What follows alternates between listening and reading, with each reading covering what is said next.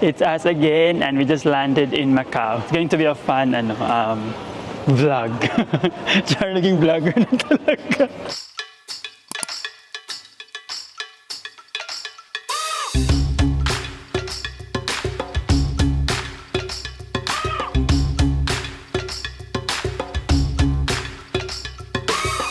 Very stressful. Did you have fun? No.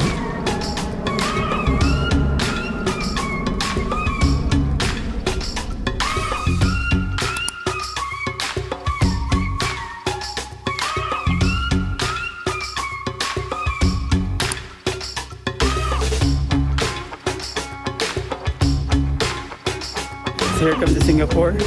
So first flight done. Not ko na kung haabot kami sa sa second leg kasi nag-change ng terminal.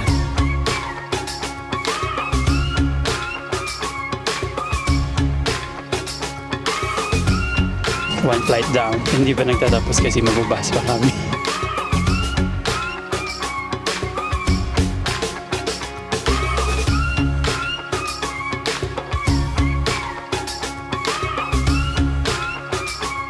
Welcome to Hong Kong, ladies and gentlemen. Please remain seated with your seatbelt fastened until the seatbelt sign is off. Please take care when opening the overhead compartment and remember to take all your belongings with you. It's been our pleasure serving you on this flight. Thank you for flying Singapore Airlines. Hello, so here kami ngayon sa Hong Kong International Airport, but hindi pa to yung final destination namin kasi pupunta kami ng Macau.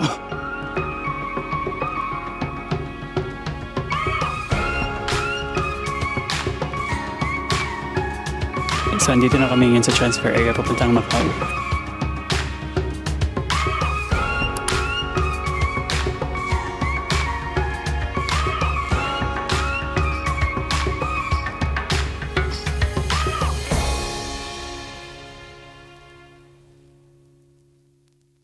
Hello, so officially nasa Macau na talaga kami. Kakatapos na namin mag-check-in. Tapos ngayon, ang first order of business namin is kumain. Kasi red-eye flight kami since gabi pa.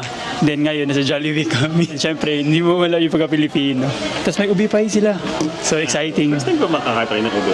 Hindi pa ba sa Pilipinas? Not ko sure kung meron sa Pilipinas. Meron ba sa Pilipinas? But here, meron silang ubi pie.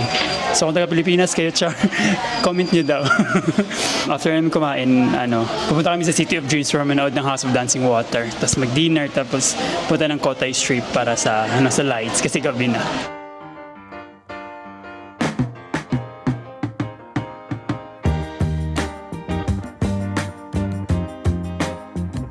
Oh my God, ang layo ng lakad namin.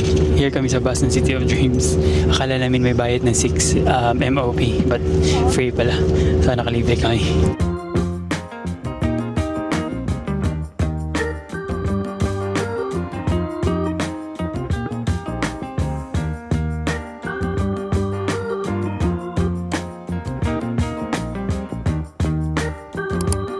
So nasa loob na kami ng City of Dreams. Hanapin lang namin kung saan kami manood ng House of Dancing Water. Ang bango ng ng hotel na to.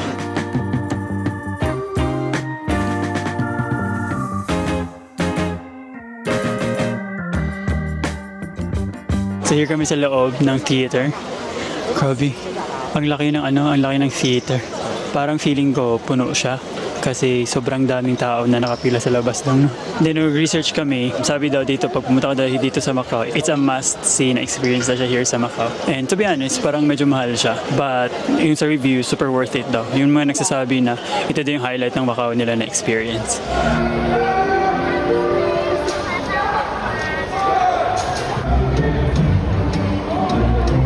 I think mga jesters sila.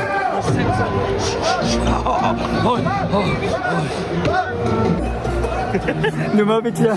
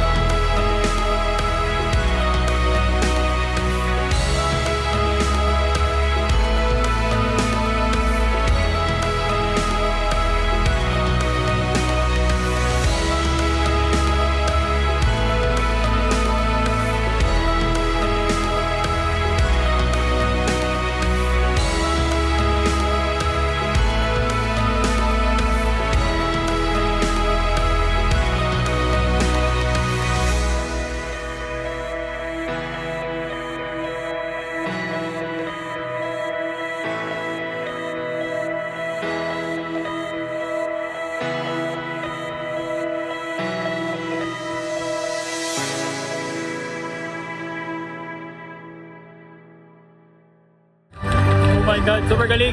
Super galing! Oh my God, Dong. What can you say, Dong? Oh my God. Wala lang. Oh my God, arte. Oh my God, super ganda! Super ganda!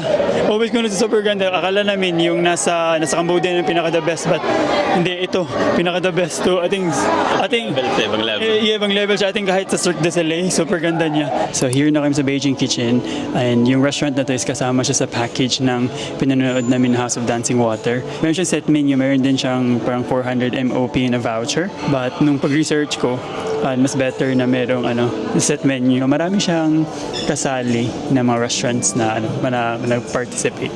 I think ito yung pinaka-the best daw.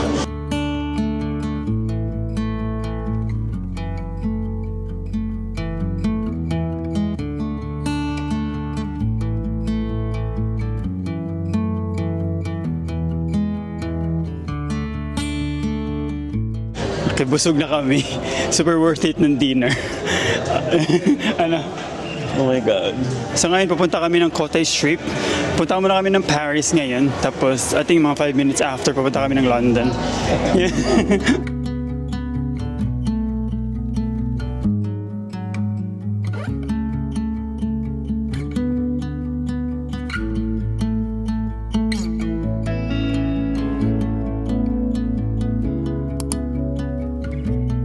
Hi guys! So, nandito na kami ngayon sa Paris, yung nasa likod.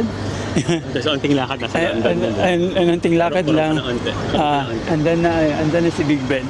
So, nasa London na tayo ngayon. Big Benito. Ang beautiful here. Ang ganda ng ilaw.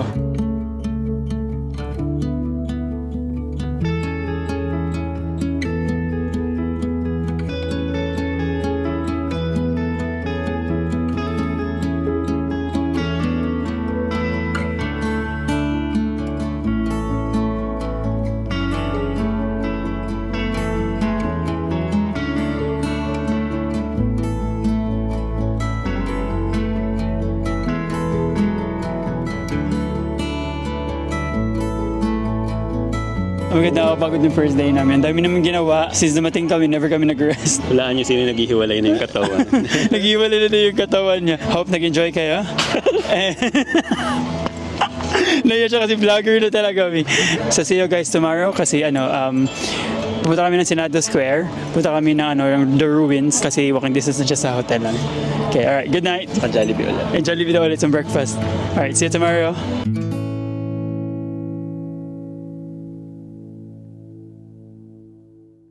Good morning! It's our second day here sa Macau. So plan for today is punta kami ng Senado Square. Punta kami ng Ruins of St. Paul. Yeah, punta kami dun. Babalik kami sa hotel kasi check out is 12. Alright, this is Senado Square. Okay.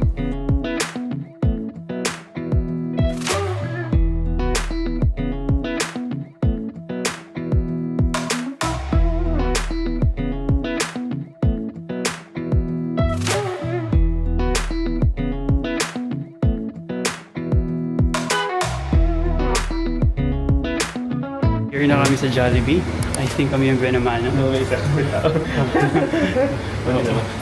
Early kami opening time, 7 a.m. May corned beef. Hello, yeah. Oh. Yung hotdog. Oh my God. Baka pa niya ginit, tapos organized chicken chicken. Ito yun na lang. Ay ko. Ay. Yung sa sarap po, yung must try po. Yung garlic rice po ba yun? Garlic rice. That one, sorry. Yeah, that one, breakfast, yeah.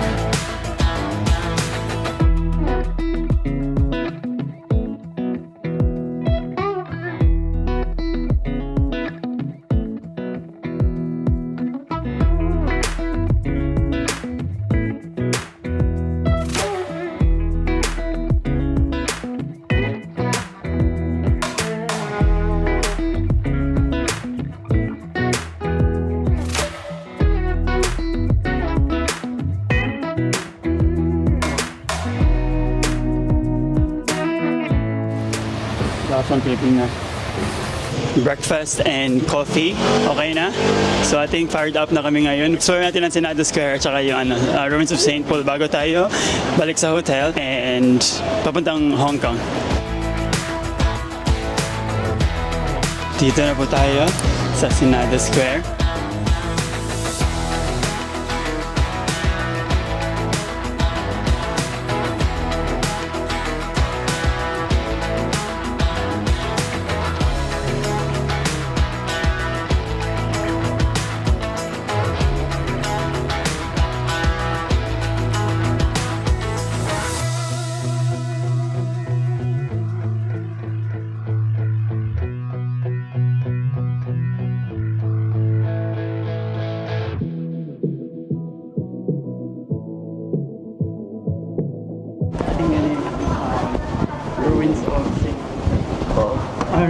Ruins of St. Paul pala. Ano ganda ng ruins.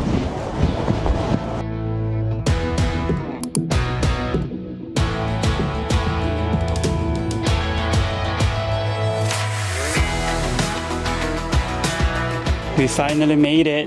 So, so here na kami sa ruins of St. Paul. Parang yung facade lang niya, yung nasa harap. At wala na siyang wala na siyang likod ng Kasi I think during the war, not ko actually sure. Pleasant ang weather, so nice maglakad. Hindi siya gaano kadami na tao na sa in-expect namin. Explore namin yung area na to. Then babalik na kami sa hotel para mag-pack. Tas mag-Hong Kong na. See ya!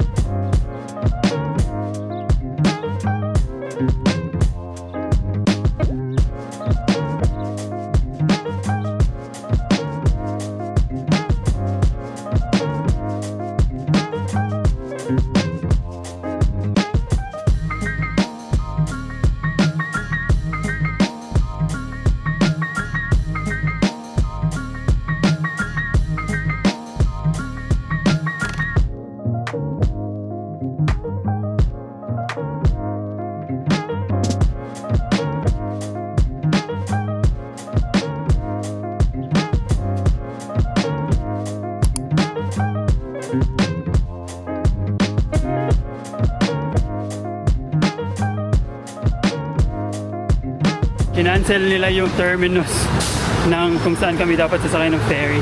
So ngayon, may iwan kami kasi 15 minutes na lang alis na yung ferry. Tapos naghanap pa kami ng bus stop. So try namin kausapin yung company kung pwede kami sumakay sa next trip. But very stressful siya. Kasi hindi in-announce or baka in-announce hindi lang namin nag-gets kasi nga Chinese. So hanapin namin kung saan kami sasakay papunta doon na ibang bus and hope for the best na lang. So ngayon, nandito na kami sa bagong bus na sinakay namin. I think didiretso na naman siya kasi tinanong ko yung driver but I think hindi kami nagkakaintindihan. Hopefully ito na talaga. But sure na, hindi na kami aabot kasi 5 minutes na lang, alis na yung ferry. Mag-clear pa kami ng immigration. Plano pa tayong kakain. Sabi pa namin kanina na kakain kami kasi maaga tayo dadating. Ngayon pa lang ending. Iiwan pala kami kasi dahil sa bus.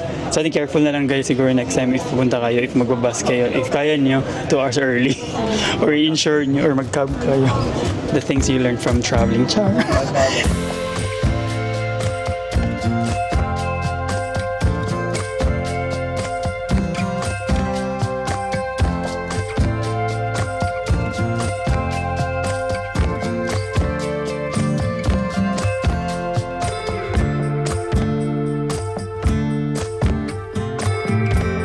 Pinababa kami ulit kasi parang sinarado ata ang yung direct way. At baka may event sila here. So ngayon naglalakad na lang kami kasi ayaw na namin mag-bus. Kasi baka ikot na naman kami. So nandito kami ngayon sa may parang cobblestone na sobrang hirap daan.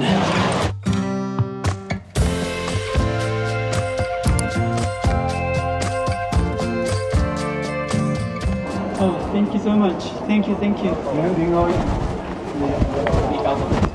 Marked as safe. Inalaw nila kami ng 2 o'clock. And naka-clear na din kami ng immigration. So, see ya Hong Kong! See ya!